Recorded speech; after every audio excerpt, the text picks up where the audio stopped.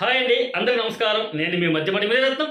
ముందుగా మనం ఈరోజు 20 తారీఖు ప్రకారం జనవరి 17వ తేదీ ఈరోజు రెండు అప్డేట్లో భాగంగా ఆంధ్రప్రదేశ్ రాష్ట్రంలో ఈరోజు క్యాబినెట్ సమావేశం అయితే నిర్వహించుకున్నారు. అందులో చాలా అంశాలకు వాళ్ళు తీర్మానం చేసుకున్నారు. అందులో మనం ఈ వీడియోలో మనం ముఖ్య భాగంగా వెల్ఫేర్ స్కీమ్కి సంబంధించిన మన ఛానల్ కాబట్టి అందులో ప్రజలకు ఉపయోగపడేటువంటి అంశాలు ఏవి అని మనం చూసుకున్నట్లయితే, ఒకటి, కొత్తగా ఎవరైతే ఇళ్ల స్థలాలకు అప్లై చేసుకోవాలనుకుంటున్నారో వాళ్ళకి సంబంధించి విధి విధానాలు అర్హతలను తెలియజేశారు. ఓకే, దాంతోపాటు ఇప్పటికే మనం సచివాలయాల్లో ఏ విధంగా అయితే సేవలు పొందుతున్నామో ఆ సచివాలయాలను ఉద్యోగుల్ని కుదించబోతున్నారు. అది జనాభా నిష్పత్తి ప్రకారం చేయబోతున్నారు. కాబట్టి ఆ కేటగిరీలు ఏ విధంగా ఉంటాయి అనే విషయాన్ని కూడా మొత్తం ఈ వీడియోలో చెప్పుకున్నాం. కాబట్టి వీడియోని పూర్తిగా చూడండి. ఇన్ఫర్మేషన్ అందరికీ ఉపయోగపడుతుంది. ఇన్ఫర్మేషన్ మీకు ఉపయోగపడిందంటే మాత్రం ఖచ్చితంగా లైక్ చేయండి. మన ఛానల్ కొత్తగా చూసిన వాళ్ళంటే మాత్రం సబ్స్క్రైబ్ చేసుకోండి. గవర్నమెంట్ నుంచి అధికారిక సమాచారం ఉన్నప్పుడు మాత్రమే మన ఛానల్లో అధికారికంగా వీడియో ఉంటుంది. కాబట్టి సబ్స్క్రైబ్ చేసుకొని బెల్ ఐకాన్ ఆన్ చేసుకోండి.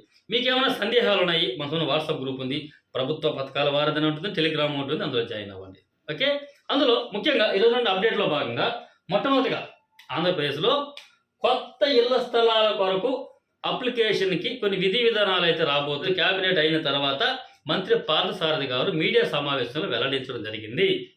ఓకేనా, అందులో ఏమేమి చెప్పారంటే, గతంలో వాళ్ళు మేనిఫెస్టోలో చెప్పినట్టే గ్రామంలో ఏదైనా ఇంటి స్థలాలకు అప్లై చేసుకుంటే వాళ్ళకి 3 సెంట్లు, పట్టణాల్లో వాళ్ళకైతే 2 సెంట్లు ఇస్తామని హామీ ఇచ్చారు కదా. సో దానికి సంబంధించి ఈరోజు తీర్మానం చేసుకున్నారు.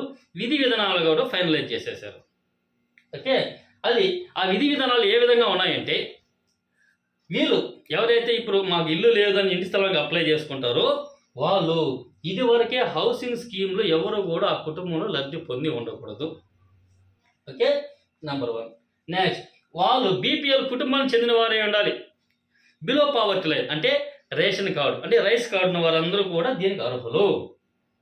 ఓకే, రైస్ కార్డు ఉన్న వాళ్ళకి మాత్రం ఇంటి స్థలం వస్తుంది.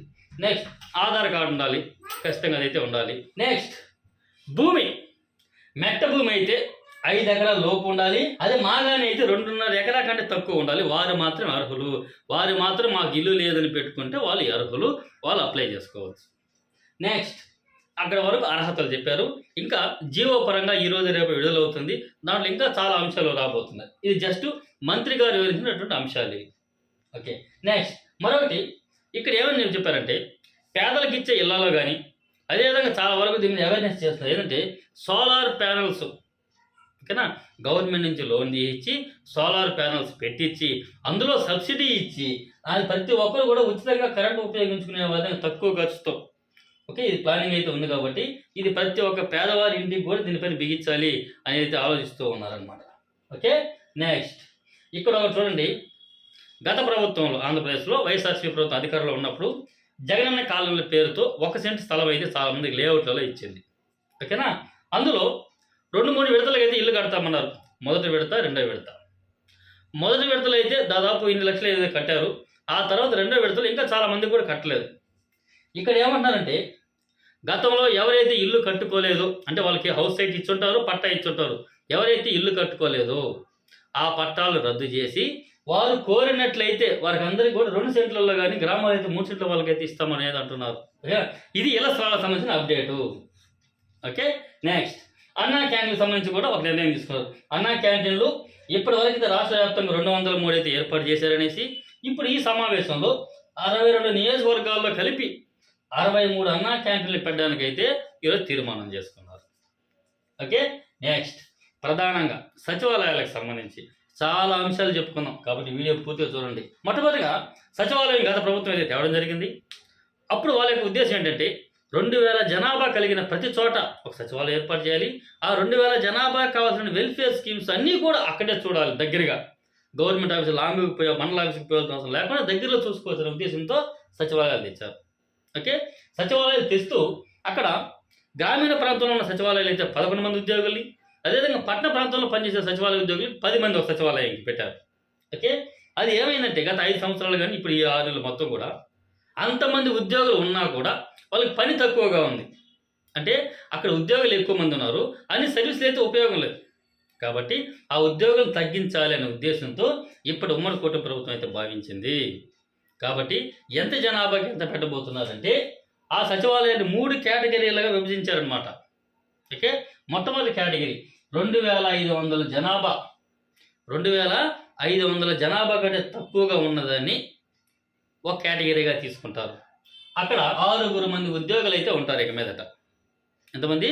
6 ఉంటారు. ఇంతకుముందు అయితే 11 మంది ఉండేవాళ్ళు, పట్టణాలు అయితే 10 మంది ఉండేవాళ్ళు. ఇక మీదట 6 మంది మాత్రమే ఉంటారు.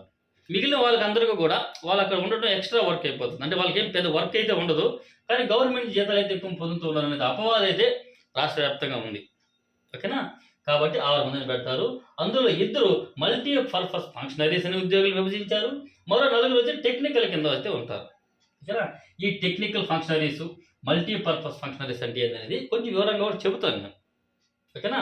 2500 నుంచి 3500 జనాభా వరకు ఉన్న సచివాలయాన్ని అక్కడ 7 మంది ఉద్యోగులు పెడతారనమాట. అక్కడ అందులో 3 మల్టీ పర్పస్ ఫంక్షనరీస్ కింద, 4 టెక్నికల్ ఫంక్షనరీస్ కింద. ఇది చెప్తాను వివరంగా.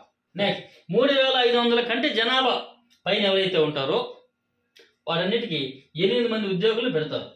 అక్కడ 4 వచ్చి మల్టీపర్పస్ కింద, మరో 4 వచ్చి టెక్నికల్ పర్పస్ కింద. ఓకే, ఇప్పుడు ఈ మల్టీపర్పస్ ఫంక్షనరీస్ అంటే ఏంటన్నయ్యా అంటే దాని కింద ఏ ఉద్యోగులు వస్తారు, టెక్నికల్ ఫంక్షనరీస్ కింద ఏ ఉద్యోగులు వస్తారు అంటే, ఫర్ ఎగ్జాంపుల్ 2500 కంటే తక్కువ 6 మంది ఉద్యోగులు ఇస్తామన్నారు. వాళ్ళకి 2500 కంటే తక్కువ జనాభా ఉన్న సచివాలయానికి 6 మంది ఉద్యోగులను ఇస్తారు. అందులో 2 మల్టీపర్పస్ ఫంక్షనరీస్, 4 టెక్నికల్ ఫంక్షనరీస్ కింద అన్నారు. ఓకేనా? ఇప్పుడు ఈ మల్టీ పర్పస్ ఫంక్షనరీస్ కింద ఇక్కడ గ్రామం, వార్డు 2 కలిపి చెప్తాను, 4 కేటాయించారు.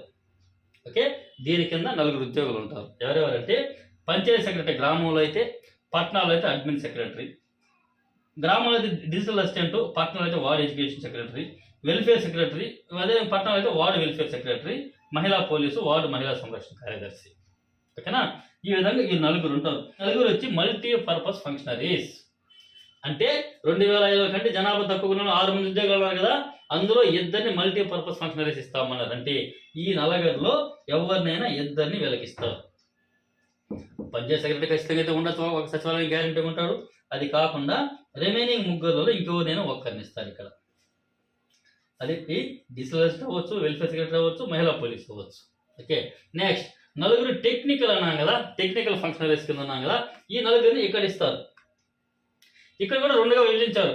ఒకటి గ్రామంలో ఎవరెవరు వస్తారు, పట్టణంలో ఎవరెవరు వస్తారు. ఓకేనా? ఫస్ట్ గ్రామం చూద్దాం. గ్రామంలో అంటే ఈ టెక్నికల్ ఫంక్షనరీస్ కింద 7 మంది ఉద్యోగులు విభజించారు. VRO, ANM, survey assistant, engineering assistant, agricultural assistant, veterinary secretary, energy secretary. ఇది గ్రామంలో. ఓకేనా? ఇప్పుడు ఫర్ ఎగ్జాంపుల్ ఈ సచివాలయాలు గ్రామంలో ఉన్నాయనుకో, అక్కడ టెక్నికల్ ఫంక్షనరీస్ కింద ఉద్యోగుల్ని ఫర్ ఎగ్జాంపుల్ వీళ్ళకైతే 4 ఇస్తామన్నారు కదా, టెక్నికల్ ఫంక్షనరీస్ కింద. ఫర్ ఎగ్జాంపుల్ ఇది గ్రామంలో ఉందనుకున్నాం, 2500 జనాభా కంటే తక్కువ ఉన్న సచివాలయంలో 6 మంది ఉద్యోగులు ఇచ్చారు. 2 మల్టీపర్పస్ ఫంక్షనరీస్ ఇచ్చారు కాబట్టి ఏ చెప్పిన 4లో ఎవరైనా ఒక 2 ఇస్తారు. నెక్స్ట్ ఇక్కడ గ్రామం సంబంధించి కాబట్టి ఈ 7 మందిలో ఒక 4 ఇస్తారు. అది ఎవరు అనేది సంబంధిత ఎంపీడీఓలు వాళ్ళు చూసుకుంటారు అనమాట. ఓకే, నెక్స్ట్ అదేవిధంగా పట్టణానికి సంబంధించి చూసినట్లయితే, పట్టణానికి సంబంధించి ఈ టెక్నికల్ ఫంక్షనరీస్ కింద ఎవరెవరు వస్తారంటే 6 మంది వస్తారు. ఒకటి WRS అంటే వార్డు రెవెన్యూ సెక్రటరీ, విఆర్ఓ అంటారు వాళ్ళని కూడా ఇక్కడ. Okay, next health secretary, planning secretary, ward amenity secretary, ward sanitation secretary, ward energy secretary. Okay, ఈ 6 మందిని పట్టణానికి సంబంధించిన సెక్రటరీలు అన్నమాట వాళ్ళు. ఈ 6 మందిలో ఫర్ ఎగ్జాంపుల్ ఇది పట్టణాల్లో అనుకో, 2500 జనాభా కంటే తక్కువ సచివాలయం పట్టణాల్లో ఉన్నట్లయితే 2 మల్టీపర్పస్ కింద 2 ఇస్తామన్నారు. టెక్నికల్ కింద ఇక్కడ చెప్పిన 6 మంది. ఓకేనా? ఈ 6 మందిలో ఎవరైనా ఒక 4 ఇక్కడ ఇస్తారు. ఈ విధంగా ప్రతి సచివాలయాన్ని 3 కేటగిరీలుగా విభజించారు. ఓకే ఓకే అండి, ఇది ఈరోజు వరకు ఇన్ఫర్మేషన్. ఫర్దర్గా ఇంకా చాలా జీవో రూపంలో వచ్చినప్పుడు చాలా విధంగా అయితే చెప్పుకుందాం. ఓకే ఓకే అండి, థ్యాంక్ యూ. ఇన్ఫర్మేషన్ ఉపయోగపడుతుంటే మొదలు ఖచ్చితంగా లైక్ చేయండి, అందరికీ చేరుతుంది ఈ విషయం. Okay, thank you.